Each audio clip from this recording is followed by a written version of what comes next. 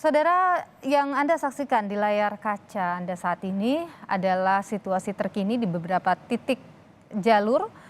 Di kiri atas itu adalah ruas jalan di kawasan Boyolali, saudara, terlihat ramai lancar saat ini.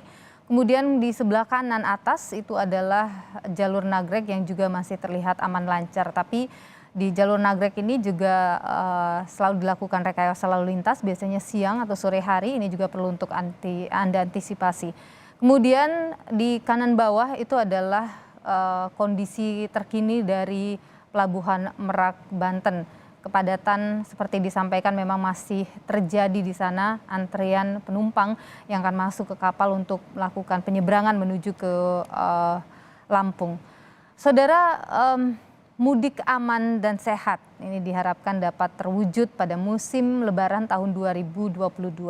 Untuk pemudik yang menggunakan jalur darat dan juga mengendarai kendaraan pribadi, terlebih dahulu harus mempersiapkan diri agar aman selama perjalanan meski tengah berpuasa.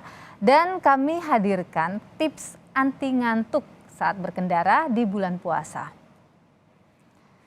Saudara, bagi Anda yang menggunakan kendaraan pribadi, pertama-tama tentu hindari makanan berat ya pada saat sahur. Sebaiknya tidak makan terlalu banyak saat sahur, karena makanan akan dicerna oleh lambung serta usus, dan saat proses pencernaan berlangsung, tubuh akan melepaskan hormon serotonin dan melatonin. Peningkatan kedua hormon itu dapat menimbulkan rasa kantuk setelah makan. Kemudian yang berikutnya adalah minum sedikitnya 8 gelas air putih selama jeda puasa hingga sahur. Nah, ini untuk mencegah kehausan dan juga dehidrasi ketika mengemudi saat puasa. Atur dengan cermat konsumsi air putih minimal 8 gelas ketika berbuka puasa hingga sahur agar tubuh tidak lemas dan aktivitas tidak terganggu. Nah, saudara, yang berikutnya adalah hindari mengonsumsi obat dengan efek samping sebelum atau saat berkendara. Obat dengan efek samping mengantuk akan mempengaruhi konsentrasi dan kewaspadaan saat mengemudi dan berbahaya bagi keselamatan. Jika harus mengonsumsi obat, sebaiknya tidak mengemudi dan digantikan dengan teman atau keluarga. Jangan lupa juga saudara untuk beristirahat setiap 2 jam saat perjalanan jauh. Istirahat selama mengendarai mobil dinilai sangat penting.